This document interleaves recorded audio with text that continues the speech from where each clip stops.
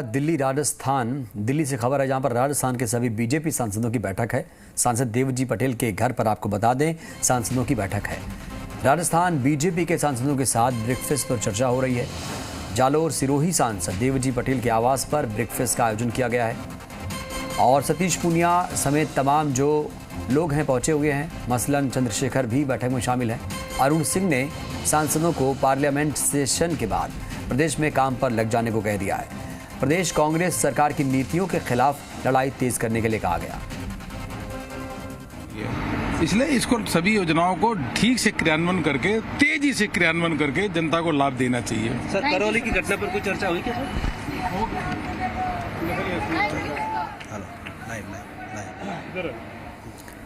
तो जो केंद्र सरकार की योजनाएं हैं उसको जन जन तक पहुंचाने के लिए, धरातल पर पहुंचाने के लिए, योजनाओं के प्रति लोगों को जागरूक करने के लिए लगातार निर्देश दिया गया है।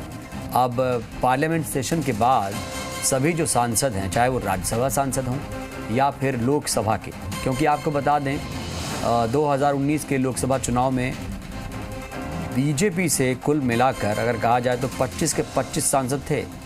अगर हम हनुमान बेनीवाल को छोड़ दें जो अब एनडीए का हिस्सा नहीं है तो कुल मिलाकर 24 सांसद बीजेपी से हैं। योजना को लेकर के घोटाला हो रहा था कामात मेवात में। कांग्रेस की विधायक भी है और मंत्री भी है, उसके डर से कोई बोलता नहीं था और गरीब तबके के लोगों के फोटो लगा दिया जाते थे और उसका मुआवजा उठा लिया जाता था।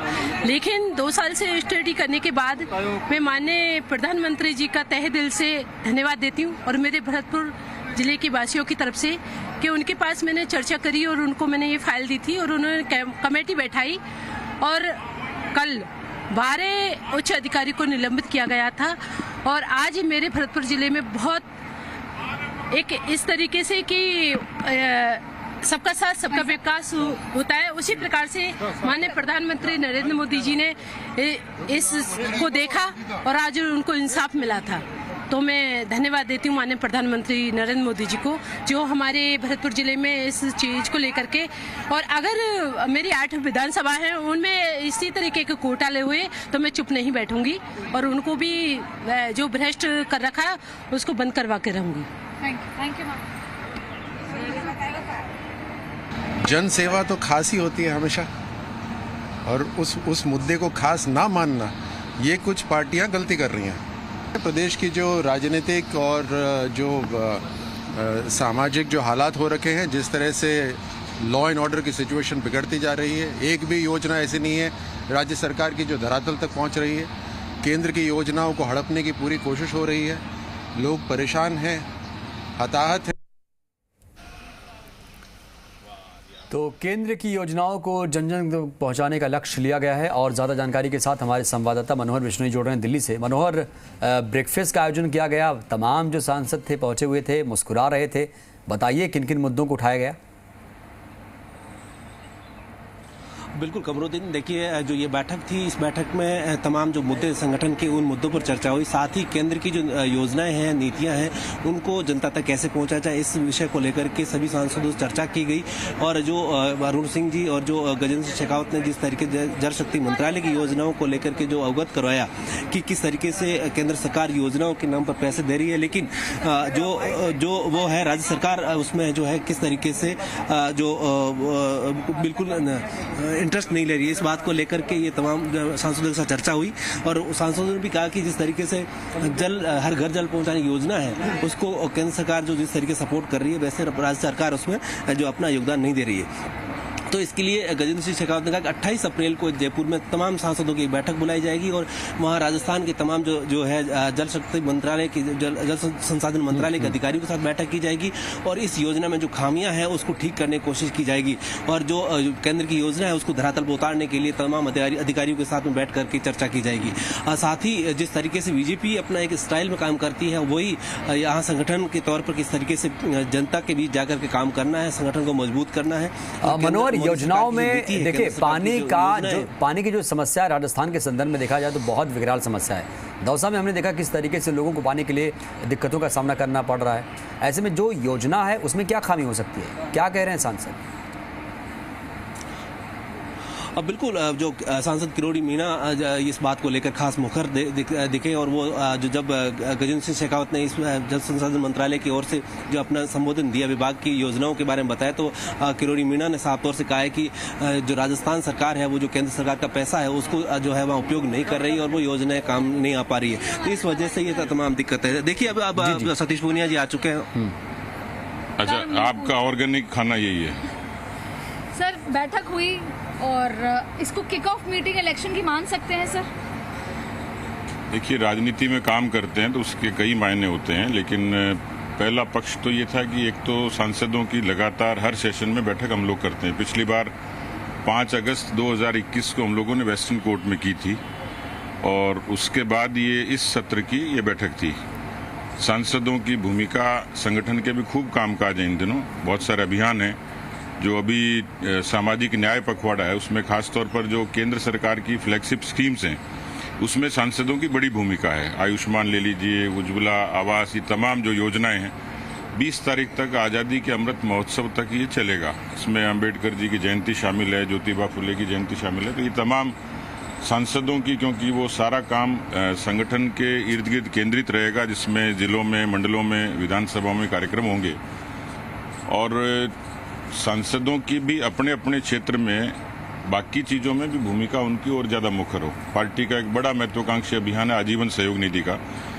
हम लोगों ने अपने बूथ के कार्यकर्ताओं से 100 रुपए से लेकर समर्थक शुभचिंतकों से एक ठीक ठाक राशि पार्टी के आर्थिक ताकत के लिए शुरू किया है। उसमें भी सांसदों का योगदान हो ऐसी उनसे अपील करी है।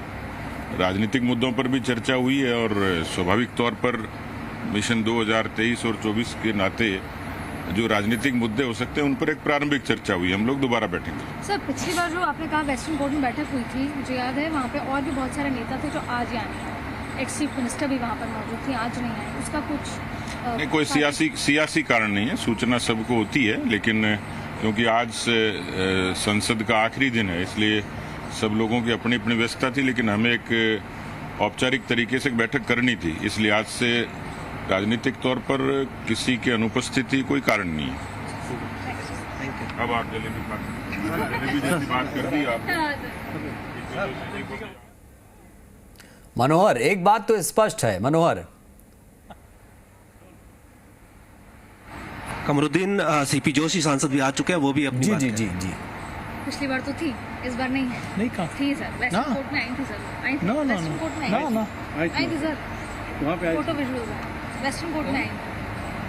अभी याद आया मुझे, वो भी सांसदों की बैठक में। हाँ, आई थी सर, आई हो जाता है। सांसदों की बैठक में आज की बैठक में सब क्या चर्चा हुई, किन मुद्दों पर चर्चा? नहीं, प्रमुखता से हर सेशन में सांसदों की एक बैठक होती है और उनका योजनाओं के क्रियान्वयन में और संगठन के कामों में सांसदों की भूमिका और आगामी कार्यक्रमों को लेकर चर्चा होती है।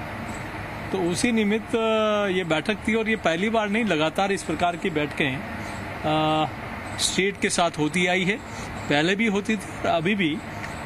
आज इस बैठक में आगामी कार्यक्रमों को लेकर हमारे प्रदेश के प्रभारी जी, प्रदेश अध्यक्ष जी और संगठन महामंत्री जी, तीनों का मार्गदर्शन इसमें मिला।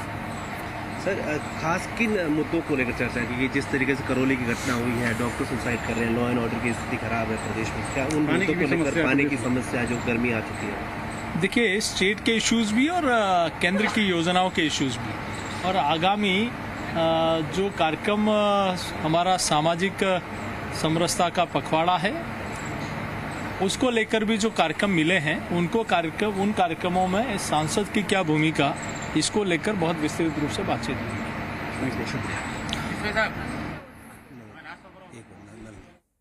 मंत्री जी को ये कहा है कि राजस्थान में जल जीवन मिशन के नाम 10,000 करोड़ रुपए भारत सरकार ने दिया है।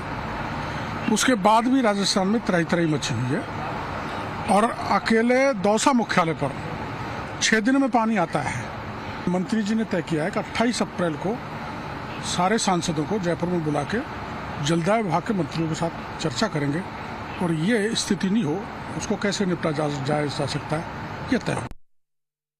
कई विषयों पर भी चर्चा हुई, किस प्रकार से पार्टी के संगठन को और मजबूत करना है और सांसदों की बहुत प्रभावी भूमिका इन संगठन के विस्तार में भी और कार्यक्रमों में भी होगी। और उसके साथ साथ जो गहलोत सरकार है उसकी नाकामी है, कानून व्यवस्था की अराजकता है, चारों ओर भ्रष्टाचार है, उसको जनता के बीच में ले जा करके और एक्सपोज करना, वो आंदोलन करने की भी रणनीति बनी है।